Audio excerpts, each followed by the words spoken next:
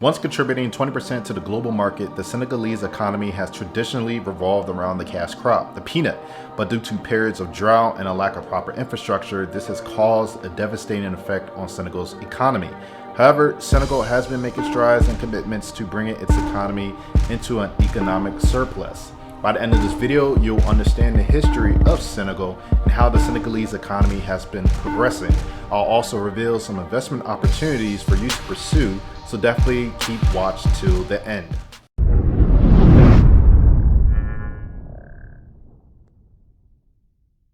Senegal gets its name from the Senegal River. The country gained independence in April 4th, 1960, and has the westernmost point of continental Africa, which is Point des Alamides on the Cape Verde Peninsula. This gave Senegal a geographical advantage as not only a port of shipping, but also as a final destination for various trans-Saharan trade routes that would end there in both ancient and modern times. Senegal is surrounded by 4 countries: Mauritania, Mali, Guinea, and Guinea-Bissau, while also surrounding the Gambia completely. The reason for this phenomenon, basically the British once had control of the region of today's Gambia territory, while the French had control of today's Senegal region. They made an agreement for Britain to take control of the area around the Gambian River, hence why Senegal completely surrounds Gambia today. As far as size, Senegal is slightly bigger than the state of Georgia. Senegal is divided by 14 regions where about 70% of the population live on the west side of the country, especially around the coast, with Dakar being the largest city. During French colonial times, St. Louis used to be the capital of Senegal and even the capital of the whole French West African colony from 1895 to 1902. Later, Dakar was made the colonial capital from 1902 to 1960. Dakar was one of the main slave ports for the transatlantic slave trade, which many of the enslaved Africans were shipped from Gorée Island. Senegal remains in 3 ecoclimatic zones. Those are the Sahel region, which is the hottest and driest region, the Sudanese savanna region, which has wide expanses of grasslands and trees, and then the Guinea lowlands, which is more or less tropical greenery. Because of the climate, the French colonial government focused on cultivating the peanut, or the groundnut, as a cash crop. The peanut remained a cash crop, especially in the 1960s, where its peak output contributed to 20% of the total global peanut export. Unfortunately, due to decades of poor government policies and agriculture management, the industry declined drastically. With the help of rivers, there is a strong fish industry, with roughly 20% of the country's land being arable and over 70% of the population working in mostly subsistence agriculture. Over half the population are rural and live in small villages spread throughout the nation. About half of the road networks are passable all year round, and most of the transportation networks are located in the western part of the country. State and private banks exist, including Islamic banks. Most medical facilities are located in Dakar. Migration from the countryside has expanded the population of urban areas, but unfortunately has resulted in several shanty towns. Overall, infrastructure in Senegal is on its way to being efficient and up to date. Senegal currently spends $911 million on infrastructure each year, but $312 million is wasted due to inefficiencies. According to the World Bank, Senegal cannot meet standards of efficiency because it has an annual funding gap of $578 million, which could be closed by increased investment by the private sector. Senegal has 19 airports, a total railway line length of 906 kilometers, and road connectivity of 0.07 kilometers per square kilometers of land. Additionally, only 61% of the population has access to electricity.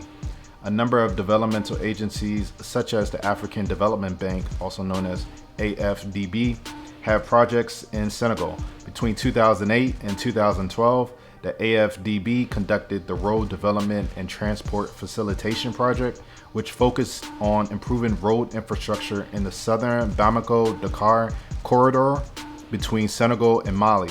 While the main goal of the project was to make Senegal's main port more accessible to Mali, the improved road has provided better access and transportation to the people of Senegal as well.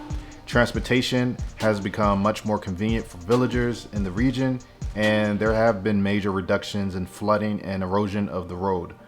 Ultimately, infrastructure in Senegal is much better than that in other developing countries, but it still needs a lot of improvement.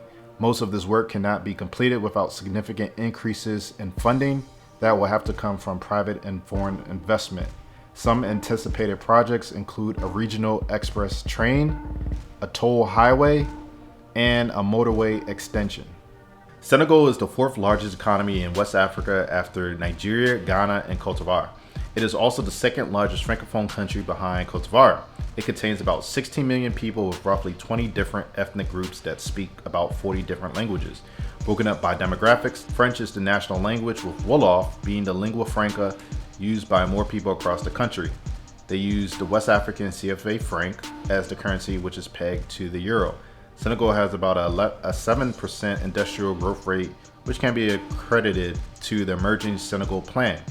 And there are 3 stages to this plan, and I'll explain, starting with A, bringing about a structural transformation of the economy by strengthening current drivers of growth and developing new sectors that can create wealth, jobs, and social inclusion with a strong power of attraction for export and investments. This aim is enshrined in the goal of a more balanced development, greater promotion of the territory, and a viable economic hub to boost Senegal's development potential throughout the national territory. B, promoting human capital through a significant improvement of people's living conditions and a more sustained fight against social inequalities while preserving the resource base and fostering the emergence of viable territories. And C, enabling good governance to strengthen security and stability, protect rights and liberties, consolidate the rule of law, and create a setting more conducive to social peace. Most government income is indirectly obtained from local taxes on alcohol, gasoline, tobacco, firearms, automobiles, and commercial and professional licenses. Senegal has a significant trade deficit like most of the West African countries. The country has 8 main ports, where the port of Dakar contributes about 90% of the country's trade. Senegal has 2 main rail lines operated by the national company, Transrail, with one that goes north from Dakar to St. Louis, and the other one that goes west to east into Mali and extends further into Niger. Tourism is one of the country's primary source of foreign exchange, mostly by Europeans. They have a booming tourist industry, mostly from European visitors. Unfortunately, child prostitution is a huge problem that mostly goes overlooked by the government. Senegal has one of the highest electricity production costs in sub-Saharan Africa. 70% of recent macroeconomic growth is from telecommunication and financial service sectors. Senegal depends on imports of machinery, equipment, refined petroleum products, crude petroleum, transport equipment, rice, and wheat. Senegal's main exports are oil, about 15% of total exports, phosphate, gold, and fish. Senegal's main export partner is Mali, followed by India and Switzerland. Others include Spain, France, Italy, and Cote d'Ivoire. The corporate income tax is at the common 30%. The fairly recent oil and gas industry is definitely a promising industry. As we all know, in many oil-rich African countries, it always adds opportunity for the people. So that needs to continue to be developed. A lot of technology is needed to get the most out of that. Telecommunications. So with an increase in so many people using cell phones, and just communication is very much needed in a country that's growing.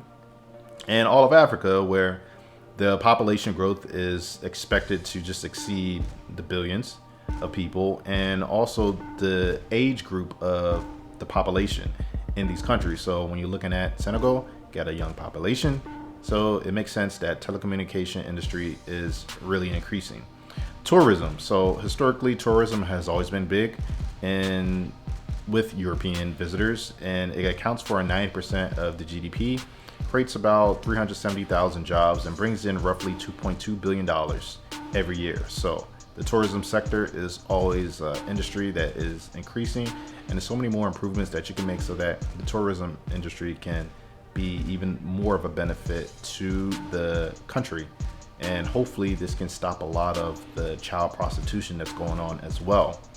Manufacturing is always going to be something important in a lot of these West African countries, because you need products to be made within house and then to export it so that you can have a good trade deficit, or you want to increase the balance of your deficit, or I'm sorry, not increase, but decrease. So in order to decrease it, you have to increase your exports. So your manufacturing of products is always going to be a necessity in these industries. And then of course, health and education are in dire need of investment. If the people are always sick or they can't get the adequate just checkups every year, then it makes the human capital weaker when there's so many diseases that come in, and just you need a good healthy population or to be as productive as possible. And also education, and I don't mean traditional education as far as colleges. You also need the trades. You need skilled labor. A lot of foreign companies don't want to invest in a lot of these African countries because the skilled labor is not there and it's not where it needs to be. So if you can look at these industries and try to find a need and fill that need and fill that gap, then you're on a good path. All right, so if I was going to pick an industry to invest in, I would hands down pick the tourism sector. There's just so many opportunities in tourism in Senegal that it's easy verifiable industry that you can make a lot of money in. And I won't focus just on building hotels or housing or transportation. I'll try to look at the services and products that complement the main industry. So for example, I'll focus on toiletries. I'll focus on sanitary products, especially with everything going on with the pandemic. I will focus on those industries that are not really looked at and fulfill that need. It can be also vending for certain products, certain fruits that it's not common in a lot of these hotels. I will try to focus on those type of places or those type of areas where it's needed, but people don't really think about it. It's just take it for granted. And the reason being, there's just such a history of tourism coming from really the Europeans that the industry is ready there, is ready to go. And if you could figure out a way to bring a little bit of European taste into the hotels, then of course people are going to talk more about it and they want to come down even more. So I will focus on just the tourism sector. Everything else, I mean, yeah, you can do farming and stuff like that, but I'm looking at tourism like that country is known for tourism, so I'll focus on that industry. If you're interested in an entrepreneurial story, I definitely have one for you. A Kenyan entrepreneur manufactures recycled plastic into construction bricks that claims to be stronger than traditional concrete bricks. I'll leave the link in the description for that below. So, does this video help you better understand Senegal's economy? Are there any relevant topics that you would like for me to do a video on? Well, if you do have some ideas, then please leave a message in the comment section down below. Also, check out the helpful sources in this video's description, such as my course on how to build a strong business foundation that can allow you to achieve some generational wealth. But if you have a more specific need, you need a little bit of help with your business idea, then you can always go to my website, businesscenter101.com, and you can book a session with me and I can help you with your planning of your business. And I will also leave a link for a free ebook on how to build and create wealth for yourself and essentially just be a millionaire in Africa. Now, this ebook focused originally on 50 ways to be a millionaire in Nigeria, but honestly, you could take these principles and use it anywhere in Africa, depending on how the market is for that area or that country that you pick. So one of the things that they have in the book is it has SWOT analysis and even does case studies on different industries and different ideas that can be very viable. So I'll leave a link for that in the description. You can check it out completely free. Don't have to worry about paying anything for that one. And if you found this video helpful or you know someone that can benefit from this video, then definitely like this video and share it with that person. So I will see you in the next video.